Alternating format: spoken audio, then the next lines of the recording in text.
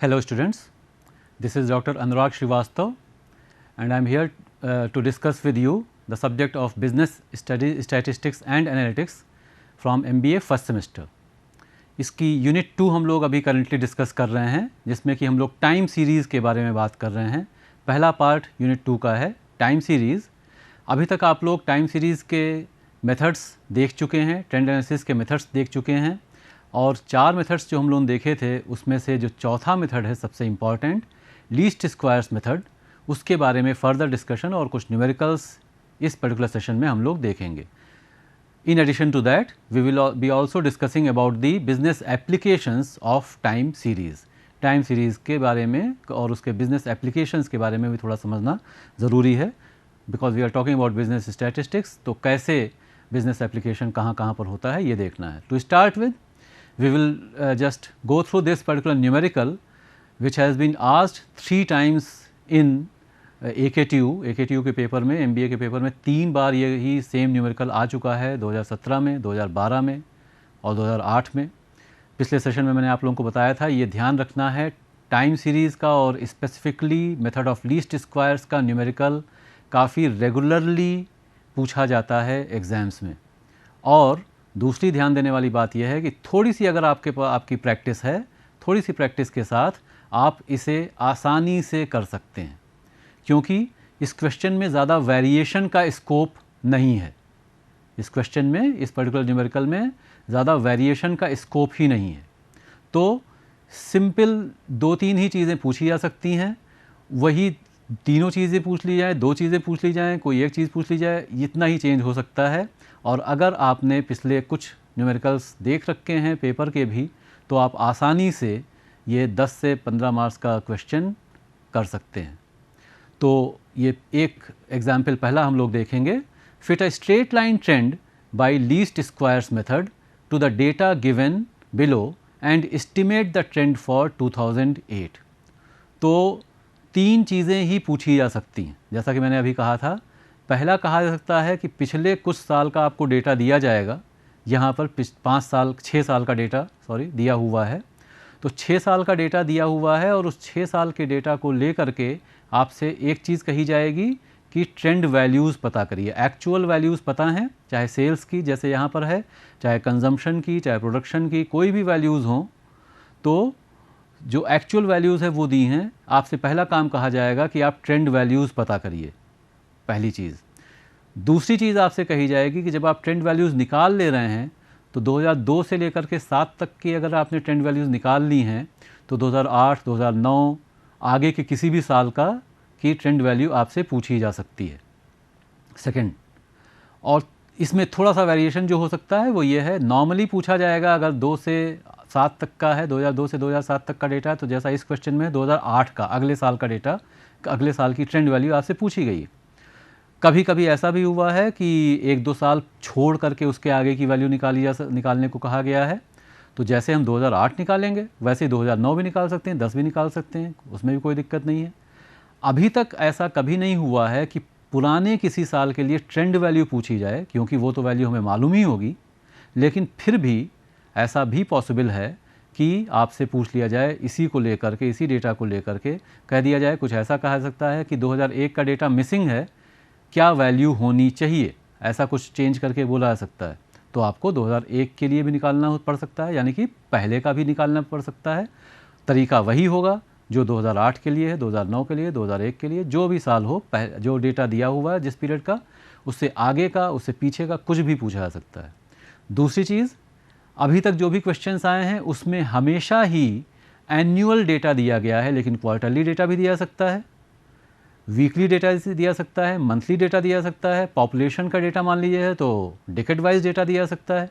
तो उसमें भी कोई घबराने की बात नहीं, ये माइनर वेरिएशंस हैं क्वेश्चंस में, और उस तरह से उन वेरिएशंस को हम उसी तरह से हैंडल कर सकते हैं।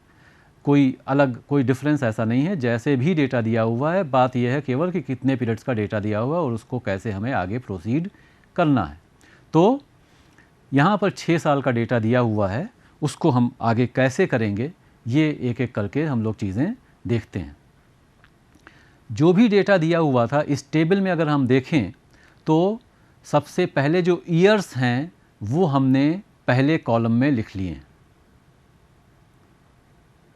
तो जो ईयर्स हैं वो पहले कॉलम में आ जाएंगे। एक चीज़ थोड़ा सा देख लेंगे कि यहाँ पर वैल्यूज़ थोड़ी सी चेंज हैं, तो उसमें वैसे ही कोई बात नहीं है, जो भी डेटा है उसी तरह से ईयर्स कोई भी हों चीज़ें उसी तरह से रहेंगी। तो 2006 से लेकर के 2011 तक का अगर हमारे पास डेटा है तो हमने इस तरह से वैल्यूज़ लिख दी, उसमें ईयर की वैल्यूज़ लिख दी। जो बीच का जो ईयर है वो हमें देखना पड़ेगा। सबसे पहला काम जो कैलकुलेशन से सबसे पहला काम है वो हमने देखना पड़ेगा कि जितना भी पीरियड दिया हुआ है उसमें बीच का ईयर कौन सा है। तो अगर हमारे पास वैल्यूज़ 2006 से 2011 तक की हैं तो मिडिल ईयर 6 साल की क्योंकि वैल्यूज़ हैं, तो मिडिल ईयर कोई एक ना हो करके 2008 और 2009 दोनों मिडिल ईयर हैं, और इन दोनों के बीच में जो ईयर आया वो हो गया 2008.5। तो एक तरह से हम कर क्या रहे हैं, 2006, 2007, 2008, 2009, 2010 एंड 2011 इन सबको हमने ऐड कर दिया, और ऐड करके हमने उसको, क्योंकि 6 साल का डेटा इसलिए हमने 6 से डिवाइड कर दिया। तो ऐड करके हमने 6 से डिवाइड कर दिया। अगला कॉलम जो हम बना रहे हैं वो है x का, क्योंकि जो इक्वेशन हम बनाएंगे, इक्वेशन जो ट्रेंड लाइन की होगी वो है y cap is equal to a plus b x. Y cap is equal to a plus b x. This is the equation of the trend line. तो ये इक्वेशन, और इस इक्वेशन में y cap for every year, इसमें हम 2006 के लिए 2007, 2008, 2009, 2010, 2011 हर साल के लिए y कैप की वैल्यू जो निकालेंगे उसके लिए हमें a की वैल्यू चाहिए होगी, b की वैल्यू चाहिए होगी और x की वैल्यू चाहिए होगी। तो x हम यहाँ पर सबसे पहले जो निकाल रहे हैं, x कैसे निकालेंगे, x will be given by the base year और द ओरिजिन ईयर 2008.5, उसका और एक्चुअल ईयर का जो डिफरेंस है वो हम निकालेंगे। तो सबसे पहली वैल्यू जो ईयर की आई वो हो गई 2006 माइनस 2008.5, दैट इज़ माइनस 2.5। तो सबसे पहली वैल्यू जो है उसको हम इस तरह से देख सकते हैं। जो सबसे पहली ईयर की वैल्यू है वो है 2006। 2006 में से हमने बेस ईयर जो है या ओरिजिन ईयर जो है उसे सब्ट्रैक्ट कर दिया। किसे सब्ट्रैक्ट किया, 2008.5 जो कि मिडिल ईयर है हमारा। और जब ये हम सब्ट्रैक्ट करेंगे तो पहली जो x की वैल्यू है वो हमारी मिल जाएगी हमें, विच इज़ -2.5। इसी तरीके से 2007 में से जब हम ओरिजिन ईयर को सब्ट्रैक्ट करेंगे, 2008.5 को सब्ट्रैक्ट करेंगे तो हमें वैल्यू मिल जाएगी -1.5। 2008 में से सब्ट्रैक्ट किया तो नेक्स्ट वैल्यू मिल गई, और ऐसे हमें x की सारी वैल्यूज़ मिल जाएंगी, -2.5, -1.5, -0.5, +0.5, 1.5 एंड 2.5। y की वैल्यूज़ जो हैं, जो एक्चुअल वैल्यूज़ दी हुई थी वही यहाँ पर हमने उठा करके रख दी हैं। तो y की सारी वैल्यूज़ एज इट इज़ यहाँ पर आ जा रही हैं, और हमने फिर निकाला summation y which is equal to 90। y के कॉलम का जो सम है वो इक्वल टू 90 हमको मिल गया। अब इक्वेशन में हम अगर आगे देखें तो y कैप जो है वो है प्रिडिक्टेड ट्रेंड वैल्यू, जिसे कि हमें कैलकुलेट करना है अल्टीमेटली, और a है जो a की वैल्यू निकालेंगे वो y इंटरसेप्ट है, actually it is equal to y bar. तो y बार निकालने के लिए हमने y का समेशन किया हुआ है, और b की जो वैल्यू है वो है slope of the trend line. b क्या है, it is the slope of the trend line, it is representing the slope of the trend line. वो कितनी ज़्यादा स्टीप है या कितनी ग्रेजुअल है ये पता चलेगा। x is the time, x is representing the time interval. तो y बार की वैल्यू सबसे पहले जो हम निकाल रहे हैं वो समेशन y बाई n आ गई है। y बार की वैल्यू निकाल ली हमने, it is summation y by n which is equal to 90/6। 90 summation y था, 6 साल का डेटा है इसलिए divided by 6, that is equal to 15। तो a की वैल्यू इस तरह से हमको 15 मिल गई।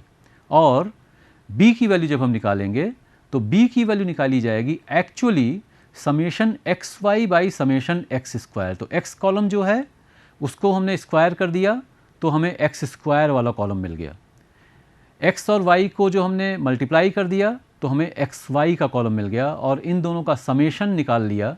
समेशन xy जो 32 आ रहा है उसको हमने समेशन एक्स स्क्वायर जो कि 17.5 आ रहा है उससे डिवाइड करके b की वैल्यू हम निकाल रहे हैं, which in this case is equal to around 1.8286।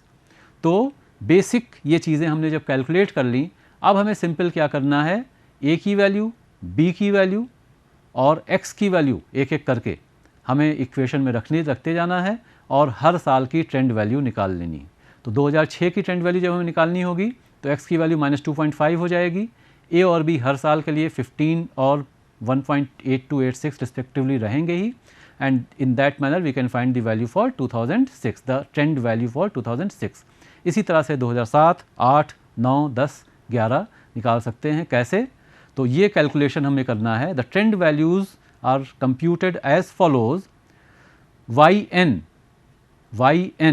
का को कैप के थ्रू जब हम रिप्रेजेंट कर रहे हैं, y n cap is equal to a plus b x n. N represents the number of year, पहला ईयर है कि दूसरा है कि तीसरा है कि चौथा है कि पाँचवा है कि छठा है, 6 साल यहाँ पर है, तो n उसको रिप्रेजेंट कर रहा है। तो इस तरीके से जब हम करेंगे तो ट्रेंड वैल्यू 2006 की सबसे पहले अलग से हम जो कैलकुलेट कर रहे हैं, तो हमने उसको बोला y1 कैप।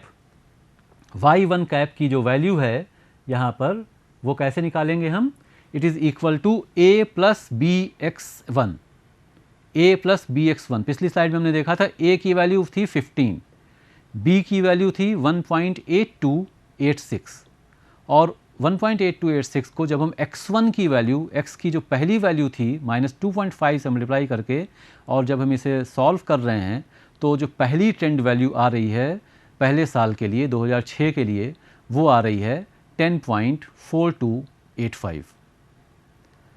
इसी तरीके से y2 कैप जब हम निकाल रहे हैं तो 15 प्लस 1.8286 मल्टीप्लाइड बाई -1.5, -1.5 जो दूसरी x की वैल्यू है, x2 की वैल्यू है, और हमें मिल गई वैल्यू 12.2571। अगर आप ध्यान दें तो एक तरीका ये भी हो सकता है करने का कि हमने जब वैल्यू 10.4285 पहले साल की निकाल ली, अगर हम उसमें हर बार b की वैल्यू ऐड करते जाएं, 1.8286 ऐड करते जाएं, तो हमें सब्सिक्वेंट ईयर्स की वैल्यूज़ मिल जाएंगी। तो चाहे ऐड करके, चाहे जो हमारी इक्वेशन है उसका यूज़ करके हम इस तरीके से ट्रेंड वैल्यूज़ निकाल सकते हैं। तो ये सारी ट्रेंड वैल्यूज़ हमने निकाल ली, पहले साल की, दूसरे साल की, तीसरे, चौथे, पाँचवें और छठे साल की, और इसके हम फिर ऑब्वियसली टेबल में रख देंगे। तो टेबल में हमें सारी, ये टेबल हमारी कंप्लीट होगी। पहला पार्ट क्वेश्चन का कंप्लीट हो गया। The first part of the question is complete, finding the trend values for all the years. दूसरी चीज़ जो पूछी जा सकती है, जो पूछी जा रही है यहाँ पर, कि अगले साल के लिए ट्रेंड वैल्यू क्या होगी या एक साल और आगे के लिए ट्रेंड वैल्यू क्या होगी, तो वो हमें यहाँ पर, हम जैसे 2013 की ट्रेंड वैल्यू निकाल रहे हैं, वो पूछा जाएगा, वो पूछा जा सकता है।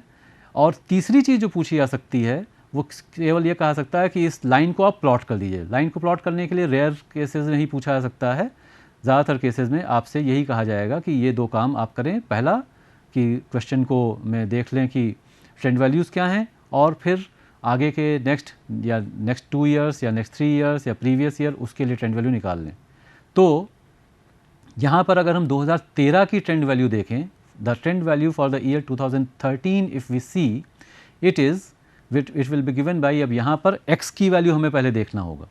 तो 2013 के लिए जो x की वैल्यू होगी वो हो जाएगी 2013 minus the base year, the origin year 2008.5, 2013 minus the year of origin जो हमने लिया था सबसे पहले 2008.5, और ये वैल्यू ऑब्वियसली आ रही है, x की वैल्यू जो आएगी अब हम जो लेंगे इसके कैलकुलेट करने के लिए, वो आ रही है 4.5। तो a की वैल्यू 15, b की वैल्यू 1.8286, x की वैल्यू 4.5। ये वैल्यूज़ जब हो गई तो हमने इसको इक्वेशन में जब रखा तो y cap for the year 2013 जो वैल्यू आ रही है, it is equal to 23.2287, approximately equal to 23.229।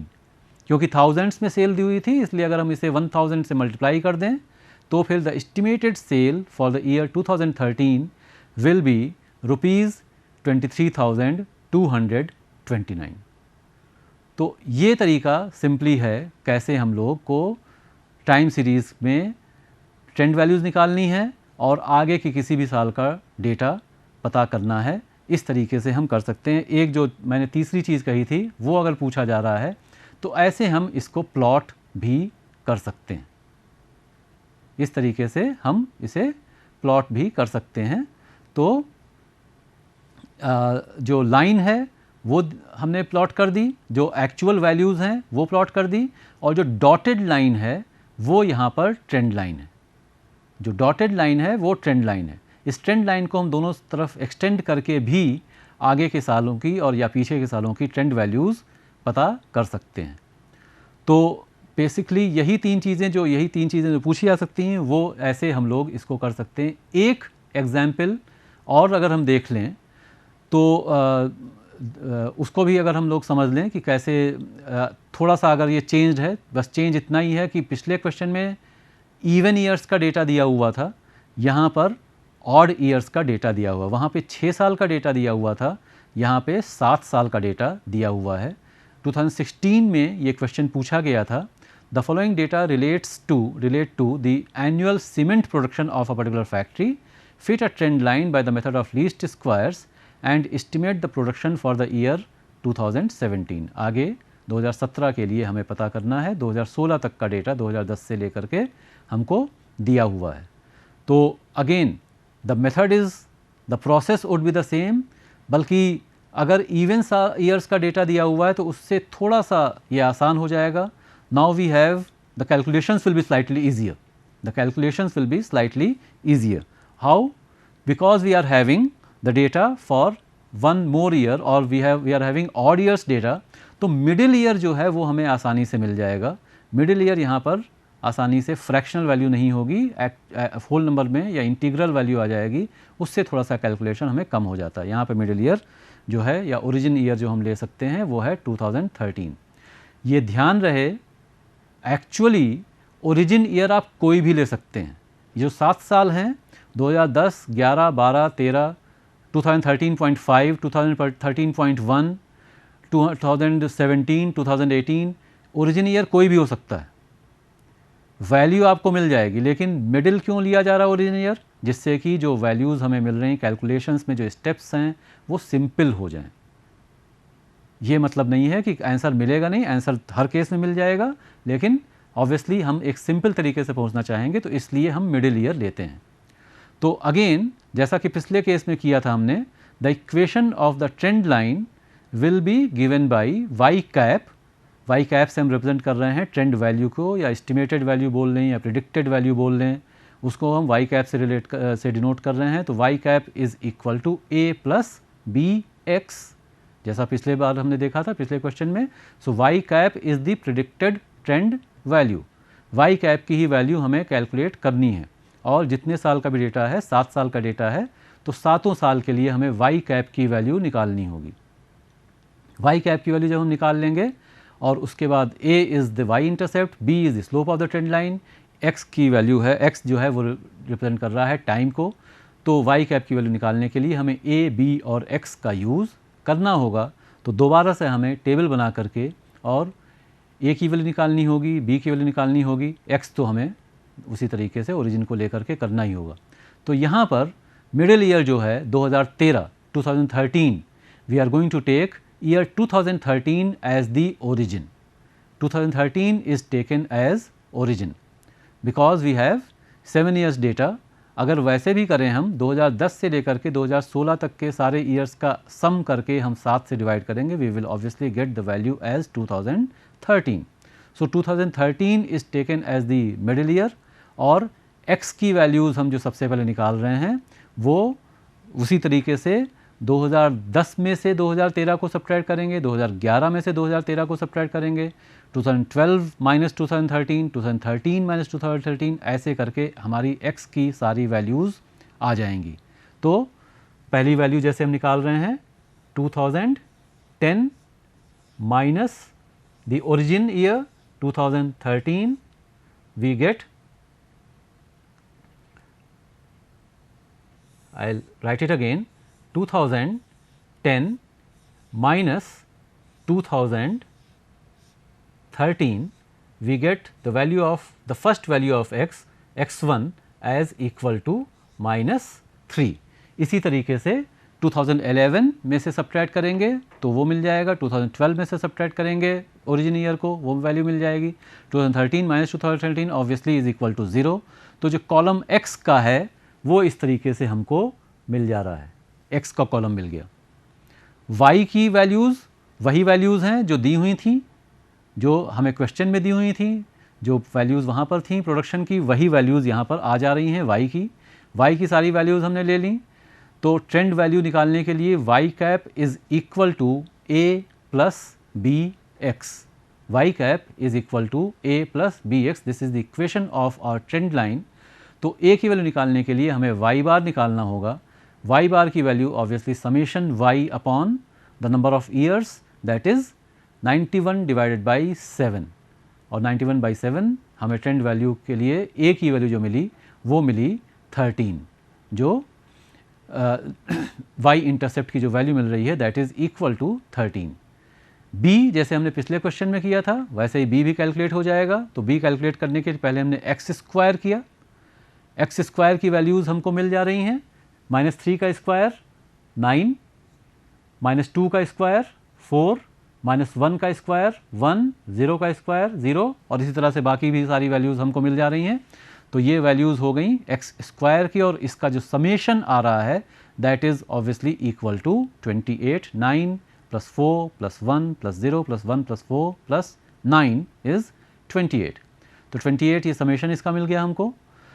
और एक्स वाई निकालेंगे, जो सेकंड कॉलम x का है और उसके साथ y का जो प्रोडक्ट हमने लिया, तो -3 और 12 का प्रोडक्ट लिया तो हमें मिल गई वैल्यू -36, -3 इंटू 12 की वैल्यू हमको मिल गई -36। इसी तरह से -2 इंटू 10 की वैल्यू हमको मिल गई -20, और इस तरह से सारी वैल्यूज़ हम x y की निकाल रहे हैं। और उनको अपने साइन को कंसिडर, उनके साइंस को कंसिडर करते हुए जब हम ऐड करेंगे तो -36, -20, -14 प्लस 13 प्लस 30 प्लस 48, 0 तो 0 ही रहेगा। हमें जो वैल्यू मिल रही है समेशन एक्स वाई की वो आ रही है 21। तो summation x square 28, summation x y 21। तो कैलकुलेशन हमने कर लिया, b की वैल्यू हमने निकाल ली, b की वैल्यू आ गई summation x y upon summation x square 21/28, 0.75 exactly b की वैल्यू मिल जा रही है। a मिल गया 13, b मिल गया 0.75, x की वैल्यूज़ -3, -2, -1, 0, 1, 2 एंड 3। अब हम ट्रेंड लाइन की जो इक्वेशन है y cap equal to a plus b x, इसमें जब हम ये वैल्यूज़ रखेंगे तो हमें सारी ट्रेंड वैल्यूज़ मिल जाएंगी। तो जैसे हमने पहले किया था उसी तरीके से यहाँ पर भी जब हम ट्रेंड वैल्यूज़ कैलकुलेट करेंगे तो पहले साल की 2010 की जो ट्रेंड वैल्यू है वो हो गई 10.75, सेकेंड ईयर की जो ट्रेंड वैल्यू हो गई वो हो गई 11.5। आप ये भी देख सकते हैं यहाँ पर कि पहले साल की ट्रेंड वैल्यू जब हम 10.75 निकाल ले रहे हैं, और जैसा कि पिछले एग्जाम्पल में मैंने कहा था अगर हम b की वैल्यू ऐड करते चले जाएं तो 10.75 में जब हम b की वैल्यू 0.75 ऐड करेंगे सीधा सीधा 11.5 आ गया। उसमें फिर से हमने 0.75 ऐड किया, वी गेट 12.25, 2012 की trend value. Again if we add 0.75 we get the trend value for 2013। ये तरीका होगा आपको, आप ये देख सकते हैं क्वेश्चन का जो आपने जो भी y की वैल्यूज़ जो निकाली उनको क्रॉस चेक ऐसे किया जा सकता है। एक्चुअली ये शॉर्टकट्स जो हैं या इनको ऐसे यूज़ ना करके आप कैलकुलेशंस सारे करके और ये क्रॉस चेक करके एक बार जल्दी से देख सकते हैं कि हमने सही किया या नहीं किया। तरीका वही होना चाहिए इक्वेशन में वैल्यूज़ को रख करके करने का। तो नेक्स्ट ईयर की जो वैल्यू पूछी गई है, ट्रेंड वैल्यू पूछी गई है 2017 के लिए। तो 2017 के लिए जो x की वैल्यू हो जाएगी वो हो जाएगी 4। 2017 के लिए x की वैल्यू हो जाएगी 4, 2017 minus 2013, this is the value of x 4। और वो जब 4 वैल्यू हम रख देंगे x की जगह, y cap is equal to 13 plus 0.75 into 4, और ये वैल्यू हमको मिल गई 13 प्लस 3 दैट इज़ 16। तो इसका मतलब है कि प्रोजेक्टेड वैल्यू 2017 की जो है वो हो गई 16 metric tons. 16 metric tons is the projected value for 2017। ये वैल्यू एग्जैक्टली सेम इंसिडेंटली आ रही है, इसमें कोई ऐसा कुछ ये नहीं है कि 2016 के लिए ही वही वैल्यू आनी चाहिए, लेकिन क्योंकि फ्लक्चुएशंस हैं, आप देख सकते हैं कि जो वैल्यूज़ वाई की हैं 12 से 10 हो गई, 10 से बढ़ी 14, फिर कम हुई 11, फिर 13, 15, 16, तो फ्लक्चुएशन ज़्यादा हैं इस सीरीज़ में। इसलिए by chance it is happening that we are getting the trend value for 2017 exactly same as the actual value for the year 2016.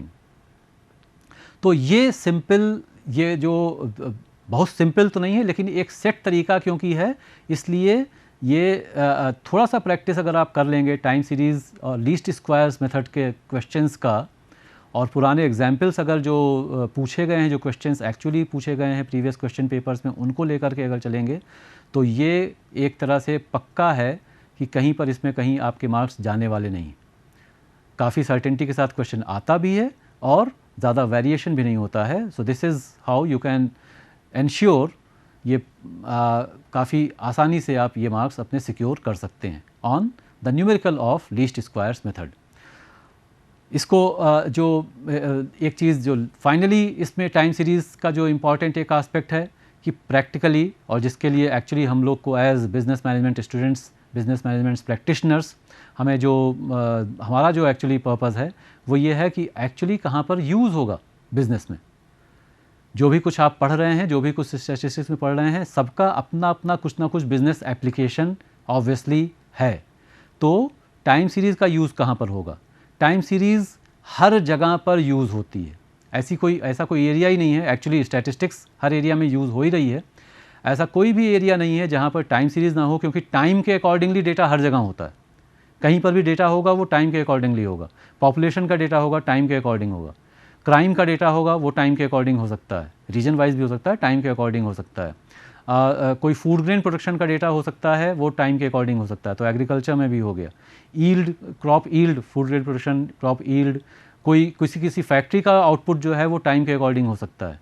किसी फैक्ट्री का जो प्रॉफिट है, किसी बिज़नेस का जो प्रॉफिट है वो टाइम के अकॉर्डिंग हो सकता है। किसी कंट्री का जो जीडीपी है वो टाइम के हिसाब से हो सकता है। तो टाइम सीरीज़ एग्जांपल्स कई तरह के ये हैं। Figures of national income, production, costs, prices spread over a period of time.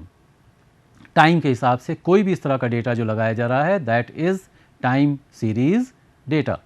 और क्योंकि हर जगह पर इस तरह का डेटा यूज़ होता है, तो इसलिए हर जगह पर टाइम सीरीज़ एनालिसिस की ज़रूरत पड़ती है। और टाइम सीरीज़ एनालिसिस की बेसिकली अलग अलग किस पर्पस के लिए यूज़ होता है? Analysis is required for forecasting and also evaluating past performance. Actually time series के चार अलग अलग यूसेज हैं। पास्ट परफॉर्मेंस कैसी रही है ये इवेल्युएट करना है, ये जानना है, टाइम सीरीज़ यूज़ कर सकते हैं। आगे की फोरकास्ट करने के लिए टाइम सीरीज़ यूज़ कर सकते हैं। कैसा ट्रेंड चल रहा है ये जानने के लिए टाइम सीरीज़ यूज़ कर सकते हैं, यानी कि प्रेजेंट को भी समझ सकते हैं। और साथ ही साथ ये भी अगर जानना है हमें, अगर दो अलग अलग चीज़ों को कंपेयर करना है तो भी टाइम सीरीज़ यूज़ कर सकते हैं। So businessman are interested in estimating the future figures of national income, population, prices, wages etcetera as their success और failure depends on the accuracy of these forecasts, and therefore time series analysis has great importance in the study of economic problems. तो इसलिए क्योंकि forecast के basis पर ही हम ये देख सकते हैं या जान सकते हैं कि बिज़नेस फेल हो रहा है या नहीं, या उसकी फेलियर और सक्सेस काफ़ी कुछ फोरकास्ट पे डिपेंड करेगी, हमारी फोरकास्ट की एक्यूरेसी पे डिपेंड करेगी। तो जितने भी मेथड्स हैं उनकी इसलिए इम्पॉर्टेंस बढ़ जाती है और इनका यूज़ करके बिजनेसमैन फोरकास्ट करते हैं और पास्ट परफॉर्मेंस को एनालाइज करते हैं और उसके बेसिस पर अपने बिजनेस को आगे बढ़ाने की कोशिश करते हैं। So this is all about time series. We will continue with next topic in the next session. Thank you.